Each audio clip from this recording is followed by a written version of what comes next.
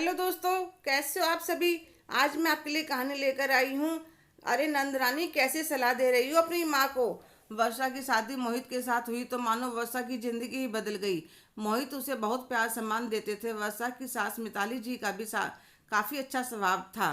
वैसे भी छोटा सा परिवार था, सास ससुर पति और एक शादीशुदा नंद जिसकी शादी को 5 साल हो चुके थे। शादी के बाद वह भी विदा होकर चली गई थी और हम लोग हनीमून पर चले गए।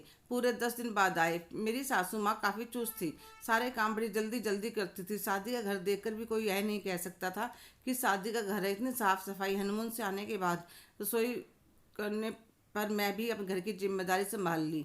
कुछ दिन तक मेरी सासू माँ मेरी हेल्प कर देती थी। फिर मैंने नोटिस करा कि वे ज़्यादातर अपने कमरे में या टीवी या फ़ोन चलाकर बैठी रहती हैं। मेरे साथ भी ज़्यादा बात नहीं करती। एक गिलास पानी के लिए भी लगातार आवाज़ लगाती रहती है। बहू, एक गिलास पानी देना। बहू, मेरे लिए एक कप चाय बना दो। मुझे काम करने में कोई परेशानी नहीं थी, पर उनमें आया बदलाव मेरी समझ में नहीं आ रहा था। एक दिन मैं शाम की चाय लेकर सासू माँ के कमरे में जाने लग रही थी तो वह फ़ोन स्पीकर पर करके अपनी बेटी से बात कर रही थी। वह उधर से कहने लग रही थी कि मम्मी, कोई ज़रूरत नहीं है आपको किसी काम के हाथ लगाने की। मैं अंदर गई तो सासू माँ ने फ़ोन काट दिया। मैं अपनी चाय लेकर अपने कमरे में आ गई और सोचने लगी कि दीदी की अपनी मम्मी के लिए ममता अच्छी बात है, पर वे यह क्यों नहीं समझती कि मम्मी जी अभी 50 साल की भी नहीं हुई हैं। अभी तो वे सारे घर के काम करती थी और भगवान की दया से कोई परेशानी भी नहीं है शरीर में। ऐसे पूरा दिन ऐसे अकेले बैठे रहने से बीमार ना हो जाएं।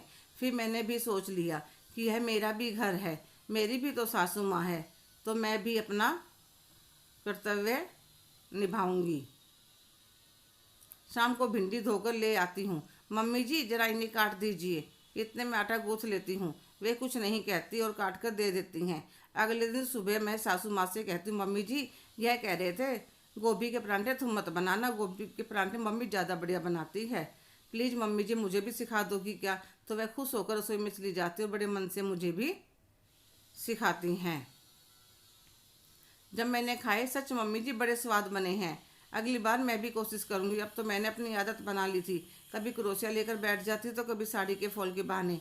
अब सासू माँ मुझसे खुलने लगी थी। एक दिन सासू माँ और मैं मिलकर मट्ठी और नमक पारे बना रही थी तो सासू माँ कहने लगी, बहू बैठे बैठे बेल मैं देती हूँ, तुम तल लेना।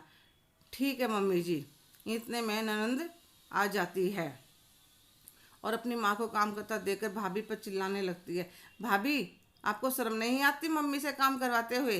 तो मैं कहने लगी, दीदी आप आराम से बैठिए, ठंडे पानी एक गिलास लेकर आती हूँ, दीदी पानी पीजिए।